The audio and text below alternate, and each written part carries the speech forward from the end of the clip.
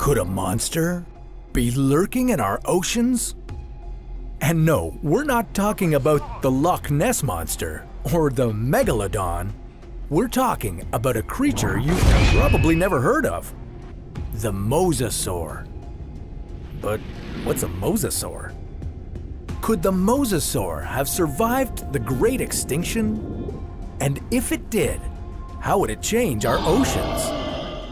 This is What If, and here's what would happen if Mosasaurus were still alive. In 2014, a British tourist spotted a strange creature while on a cruise ship in the Gulf of Mexico. It became known as the Carnival Cruise Monster, and the description sounded a lot like a long-extinct apex predator, the mosasaur. But if the mosasaur had survived the extinction event which killed off 3/4 of the plant and animal species on Earth, then we'd definitely know about it. It would have completely changed what our oceans look like and how we use them.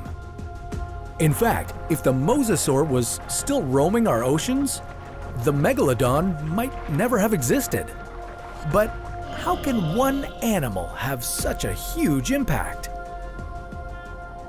These nightmarish marine animals were actually giant lizards, kind of like the land-dwelling Komodo dragons, but they evolved for life in the ocean. Their anatomy made them dangerous predators. Imagine a lizard monster with the double-hinged jaw of a snake, massive teeth, and a tail like a shark. Oh, and they could be as large as 18 meters long. That's 4 meters longer than your average yellow school bus. They basically ate anything they wanted. No fish, dolphins, sharks, whales, or even other mosasaurs were safe. Fossils from this species have been found on every continent, including Antarctica. Evidence that these lizard kings dominated the oceans in the Cretaceous period. But they weren't all so ferocious, with some species being as small as 1 meter long. Then, how did they become so terrifying? Their ancestors were more like the marine iguanas living on the Galapagos Islands today. Around 90 million years ago, these lizards would have ventured into the ocean for food.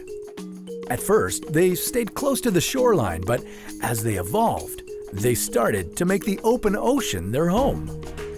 The evolution of their powerful tail vertebrae made them skilled and speedy swimmers, helping them move further away from the shore. But they also remained close to the surface because, like dolphins and whales, they needed to come up for air. It only took 27 million years for the mosasaur of Jurassic Park to evolve.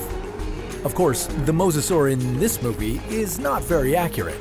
Even though a real mosasaur was smaller than the one in Jurassic Park, it was still a very dangerous creature.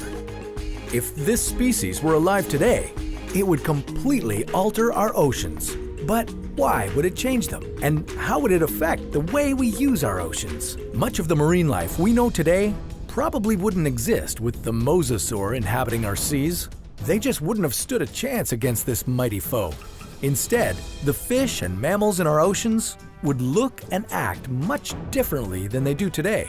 They would have adapted special traits and methods to avoid the mosasaurus.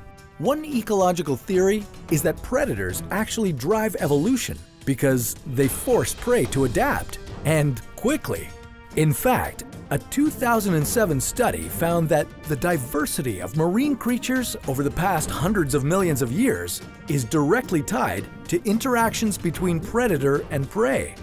So, our oceans might actually be even more diverse if the Mosasaurus still existed. But what about us? Well, this giant lizard would make the oceans a much more dangerous place for humans. We would need much larger boats. Small fishing boats and sailboats could be swallowed whole by this creature. Ocean hobbies like sailing and fishing wouldn't be as popular, and swimming and surfing would certainly be life-threatening. And maybe the story of Moby Dick would be about a menacing mosasaur instead of a whale. Thankfully, mosasaurs do not exist today, or our oceans would look completely different, and that's a good thing. If the Mosasaurus were able to survive extinction, what's to say other species couldn't survive too? Just imagine pterodactyls flying overhead. But that's a story for another What If. Thanks for watching Blue Ocean Park.